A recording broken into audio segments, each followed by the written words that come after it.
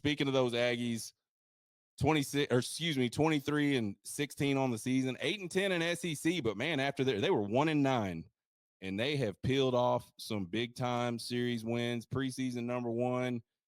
Listen, these guys got swept by Bama at home to start SEC play. They got swept on the road by Vandy in their second series. They lost a home series to Kentucky. They get no hit run ruled by Tennessee and Knoxville in game one, and then the light came on. They've won 9 of their last 10. They got road series wins at Tennessee and Arkansas, swept South Carolina in between that. To me, the difference is the offense. They had 4 runs per game those first 10 SEC games. Now they're at almost 11 runs per game since. What do we think we're going to see out of it? I mean, did they just get hot? Is this finally we're seeing the potential? What do you think, Zach?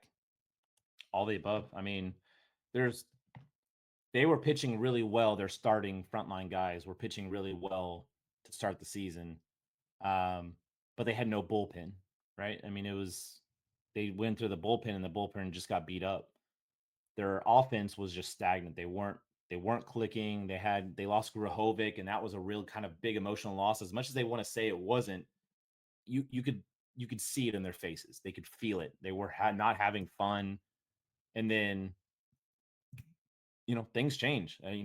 You win one game, and that all of a sudden can suddenly hit, and all of a sudden they've started putting things together, and now all of a sudden you see them 1 through 9 just hitting the shit out of the ball. I mean, Chase Lavallette's made some adjustments, and he's back to in the 1-1 conversation.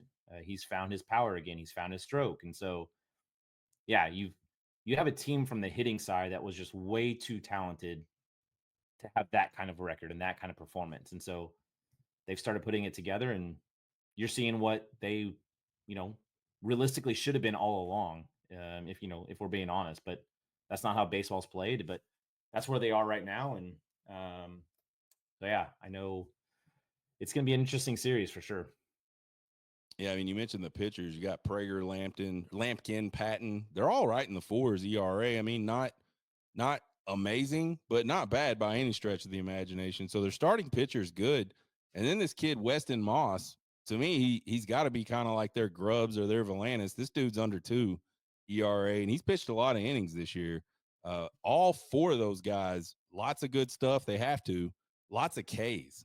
They strike people out. So, yeah, man, they've had their ups and downs, but I think if any Texas fans expect this just to be a pushover type weekend, I don't think it's going to be. I mean, I think it's going to be kind of a dogfight type of deal. And I think the keys to me, if you're Texas, just don't expand the zone, stay patient, see your pitch, swing, hit your pitch, limit the Aggie long ball, because man, if they're not hitting home runs, I don't think they're scoring a lot. I mean, I watched a little bit of that Arkansas series, and it was ridiculous, man. It was like a damn home run derby. Every time, I'd look away and I'd hear ping.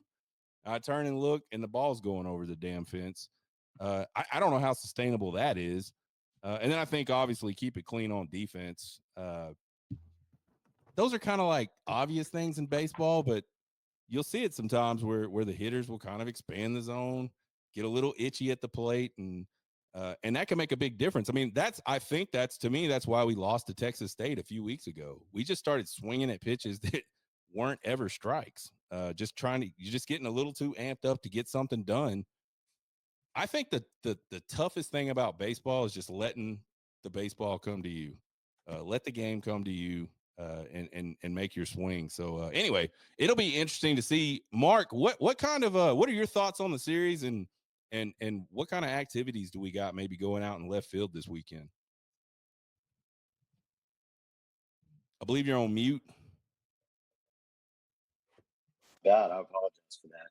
No worries. I am so much looking forward to this series. I think you're going to see emotion in this series, like something that we've probably never seen at Dish-Falk.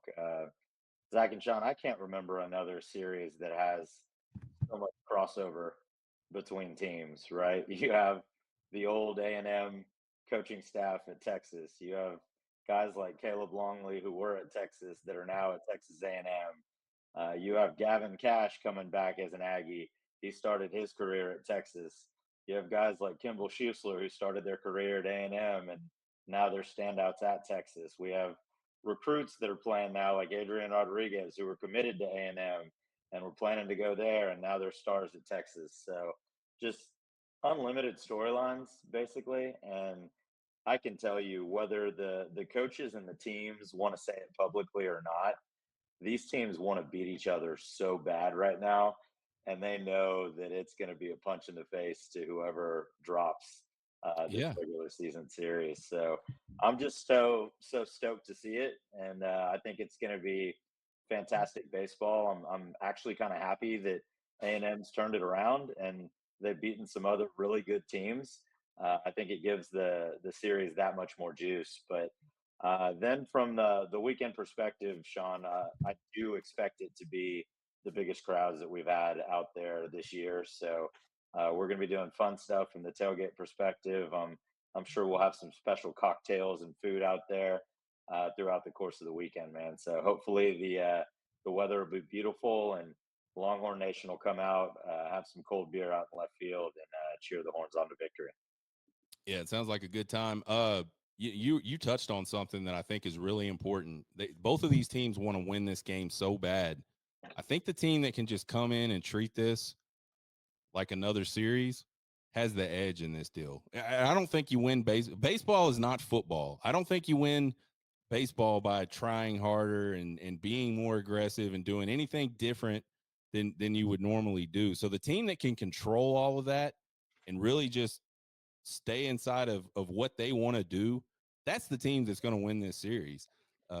In my opinion, I could be wrong, but I think if we see, like, for instance, if Texas just comes in and treats this like another weekend and everybody's just dialed in, they're going to be tough to beat. And I think the same thing for A&M. Like if Texas gets all wound up about it, oh God, we got to win, and all that stuff, and starts sort of stepping outside of themselves, I think that's where the danger is in a series like this. So it'll be interesting how the teams handle all of that emotion and all of that excitement. And yeah, man, you mentioned it, unlimited storylines. Absolutely, 100%.